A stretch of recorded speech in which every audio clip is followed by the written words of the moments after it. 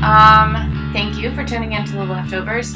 If you're not sure what this is, and I had a couple people ask me last week, this is a follow-up to my normal podcast, Sunday Brunch with Megan and Chris, which posts every week on Sunday morning at 9 a.m. over on secretstageproductions.com.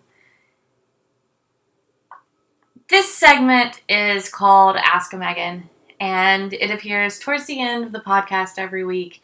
And basically how it works is I ask on Twitter at some point, usually on Mondays, for everyone to send me a question to answer on a certain topic. We've done lots of different topics and lots of things that I know nothing about, and so it ends up being a ton of fun. This week, I asked everyone to send in questions about music, and I chose a couple of those to answer on the podcast, but I want to make sure that everyone feels like they can get their question answered, so I'm going to answer a few more of them here. So if you didn't hear your question answered on the podcast, then no fear, maybe it will be answered on here. So anyway, I think that we should just jump right in.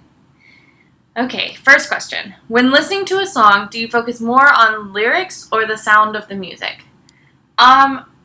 Usually I focus on the lyrics, and this is just because for as long as I can remember, one, I was brought up singing. I used to sing competitively for many years, and I think because of that, I tend to focus on what a song means, because when you're singing competitively, at least, it's important to kind of understand the emotion behind the song, and so in looking at the lyrics and looking at the meaning, it's easier to tap into that. And so I think I got so into the habit of listening to the music and listening to what the lyrics say that now I find it hard to completely ignore the lyrics. And it's funny.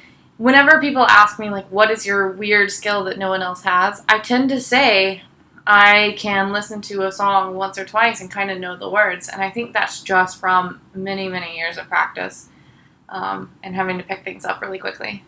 So yeah, but I also really like orchestral or drum, like heavy drum backgrounds. So while the lyrics are the first thing I noticed, what is going to draw me to a song is usually if it has an orchestral or it has a choir. So yeah, if you have a rock song with like really good drums or a choir, or you work in a good trumpet part, yeah, like that's what's going to keep me listening to it. It's not going to be the lyrics, but the lyrics are the first thing I notice. Next question. When working, what music/artists/bands do you play during work and or to gain inspiration from? It really depends on what I'm doing. When I'm going through my email and reading through stuff in the mornings, I tend to listen to, I actually just go on Spotify and I listen to my Discover Weekly playlist, which is like a suggested playlist based on what I've been listening to recently. That's a mix. I've recently had a lot more country influence, which is strange, but sometimes it's rap, sometimes it's, whatever I've been into recently. However, when I'm working, like when I want to write or when I'm really working on something diligently, I tend to listen to film scores.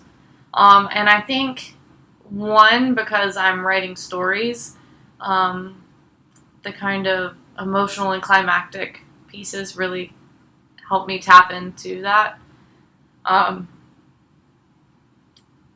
other part is I feel like I can't really listen to music with words while I'm writing, because then I'll just type those words. But yeah, I guess it just really depends. As for what I draw inspiration from, I don't know. I think maybe the film scores, maybe just a mix of everything, but I don't know that I tend to get a direct source of inspiration from the music that I listen to.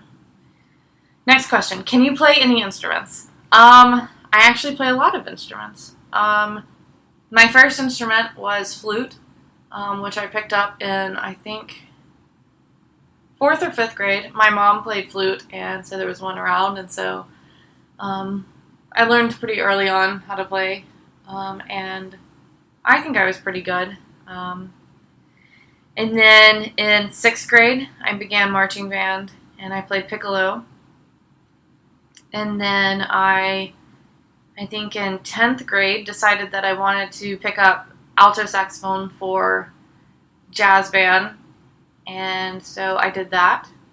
I played saxophone for a while. And then towards the end of my high school career, I picked up a trumpet and wanted to learn how to play that. So I learned, and I played that for my last year or so in high school. I also play guitar, and that's really the only one that I still play regularly. I would say at least several times a week I'll still pick up a guitar and play for half an hour or so, maybe an hour. I wouldn't say that I'm super good, but that's the only one that I really actively play at this point.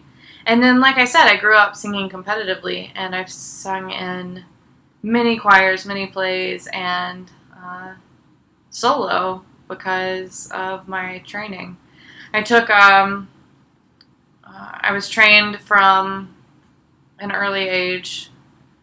Oh man, I don't remember how old I was. Many, many years I was trained. And so singing is always my go-to. I tend to sing a lot, especially if I'm by myself. And it's still the instrument that I've always been most comfortable with. And it's what I think I'm the best at. So, yeah. What is my favorite song?